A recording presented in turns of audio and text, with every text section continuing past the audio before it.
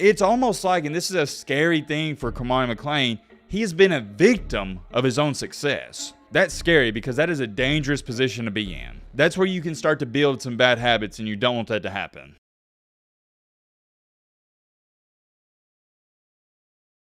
I've been meaning to talk about this for quite some time now, or not really a long time, just the past couple. I wanted to talk about this either Monday or Tuesday, but there's been so many other videos we've been making and so many other topics we've been speaking on. So I have had to, unfortunately, push this back a little bit, but no big deal at all. And this is a huge topic because number one, it involves Deion Sanders. Number two, it involves Colorado. And number three, it involves one of the best high school recruits in the nation last year in Cormani McClain. The last time we talked about Cormani McClain, it wasn't a good thing. It was some bad news. But however, in today's video, it looks like things are starting to turn around for the better. This is some good news if you're a Colorado fan. And also, in today's video, it feels like I haven't said this in a while, but we got a jam-packed video. That's going to be the main topic, but also we got two other topics to speak on. One of those including that Kirby Smart has stated that all the SEC teams, they should be ranked. And I wasn't even going to speak on that, but news came out yesterday that apparently the AP poll is not just going to rank the top 25 teams moving along here. They're going to rank all 133 teams. That's a hard concept for me to wrap my mind around. And also, our other topic we're going to speak on is Urban Meyer. He's potentially coming back? What in the crap is going on there? There's a lot of rumors circling around him. We got a lot to talk about. We don't have any time to waste whatsoever. If you like college football content, this is going to be the video for you. All right, Matt, blah, blah, blah. Shut the crap up. Now, without further ado,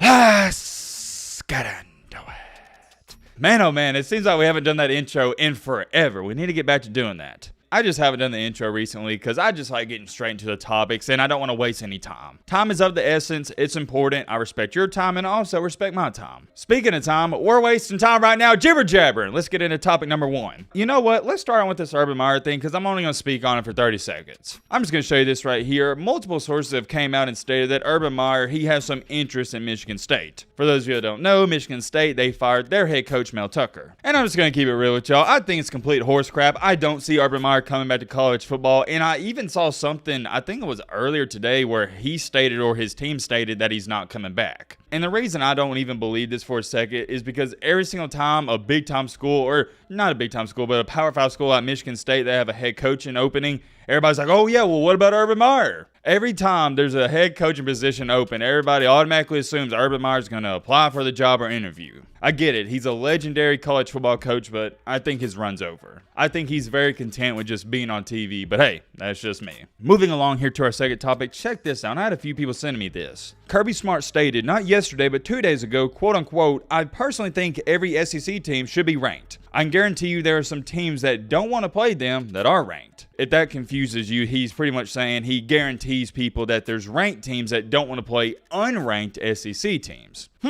Interesting comment. What do y'all think about that? Me personally, I didn't think too much about it. I took it with a grain of salt. I was like, yeah, it's just coach talk. It's an SEC coach hyping up his own conference. That's what he should do. What do you want him to say? The SEC's not a good conference and only a couple teams should be ranked? Come on, man. He's not going to do that. It's the same thing when they interview players before the game and they're like, oh, do you think your team's going to win? Well, what do you want him to say? For example, if you interview an Oklahoma player like Dylan Gabriel and you ask him, hey, do you think you're going to beat Texas?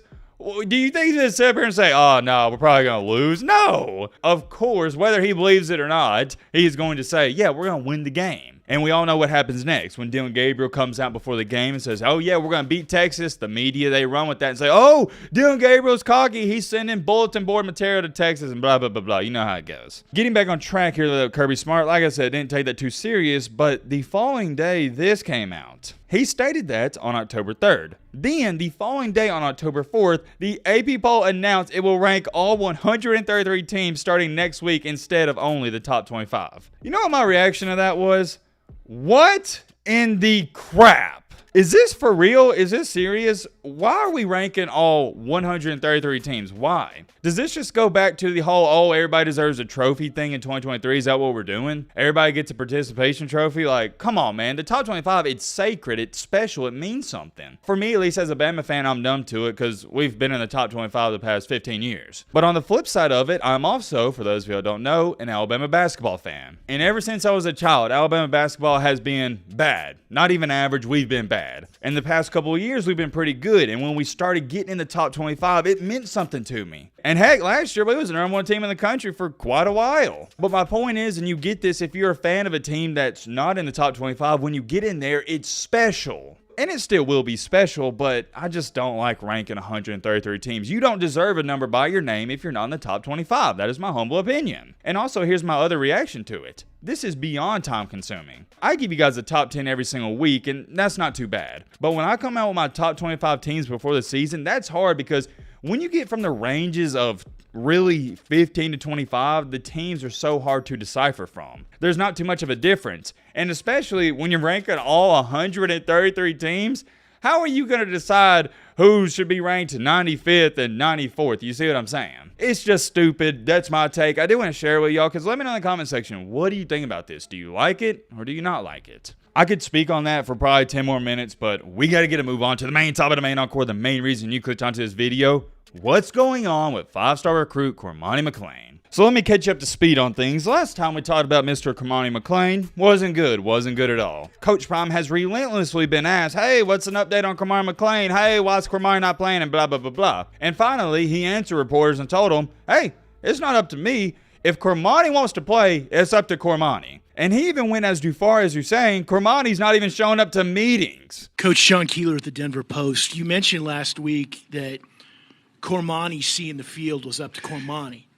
I wonder if you could elaborate on what you want to see him do, one. And two, did he help his case? Study, prepare. Late against Study, Oregon? prepare, be on time for meetings. Show up to the darn meetings. Understand what we're doing as a scheme. Want to play this game. Desire to play this game. Desire to be the best in this game. At practice, in the film room. So if I don't see that you would be a fool to put somebody out there and they're unprepared. Can't do it. Won't do it. Can't do it. That's crazy to me because not showing up to meetings and watching film, I feel like some other programs, they kick you off the team. Or not kick you off the team, but they might punish you a little bit harder. So there you go. That's really all you need to know about Cormani. He's been in the doghouse because he hasn't been putting in the work. And well, guess what? Recently against USC, Cormani McClain, he was playing. He looked good, and I'll be honest with you, I wasn't shocked. He was one of the best players in high school football. I expect him to look good. The only reason he hasn't been playing is because he hasn't been putting in the work in practice and watching film and showing up to meetings. That's it. And it's also a key note to put in there that's a big part of the game. People don't understand. They just look at Travis Hunter and they go, oh yeah, super talented, beyond talented, blah, blah, blah, blah. They do the same thing with Michael Jordan. But what they don't understand is Michael Jordan, and I'd probably say the same thing for Travis Hunter, or let's just say for Jordan, he was one of the hardest workers out there. Yes, Jordan was also one of the most gifted athletes of all time, but he was also an extremely hard worker. And that's why I admire Jordan. I got 2 of his jerseys hung up in my office right now. And you know which jerseys they're hung up next to? My Kobe Bryant jerseys. Love Jordan, love Kobe because they're all about hard work. And I believe the same thing can be said for Travis Hunter. Travis Hunter, without working hard, is great. But with hard work, he's elite. And that's where he's at now. And the problem with Cormani McClain is he's beyond talented, but he's never had to work hard in his life. That's the cold hard truth. He's been so talented from middle school all the way up into now, he doesn't got to work hard. It's almost like, and this is a scary thing for Cormani McClain, he has been a victim of his own success. That's scary because that is a dangerous position to be in. That's where you can start to build some bad habits and you don't want that to happen. But, and I have a big but, with all that bad stuff being said, it looks like Cormani McClain, he's turned his act around. He played against USC and he played pretty dang good. Now here was my biggest question when I was watching him play. I wonder if Coach Prime played him because they didn't have any other option and they really needed him at corner or wherever, or if Cormani McClain really turned his act around in practice. I just genuinely don't know. If you know anything about it, let us know in the comment section. I'm going to go with it's a combination of both. They were missing Travis Hunter, needed some more help in the secondary, and McClain, he was doing better. And he had one play where he broke up a perfect pass and a touchdown. I'll show it to you right here. That play, I was like, oh yeah, this kid's special. There's not too many corners that can make this play without getting a pass interference. It was just a great play. Can't say enough good things about it. And all throughout the game, as I was watching Cormani McClain play, I was thinking to myself, dude, this guy could do everything Travis Hunter's doing if he just put in the freaking work. And that's why it's so frustrating for me to watch, and it's so frustrating for Coach Prime because he is holding himself back. Not me, not you, not Coach Prime, not the Colorado coaching staff. It's Cormani McClain holding back Cormani McClain. Kick and play, man, to kick and play. Check out this comment. This was on one of Bucky's videos, which is well off media. Cormani not starting right away was the best thing for him. He had to learn how to do things the right way. Each level he goes up in competition requires greater expectations on and off the field. Dion is preparing him for life, not just these next 3 years.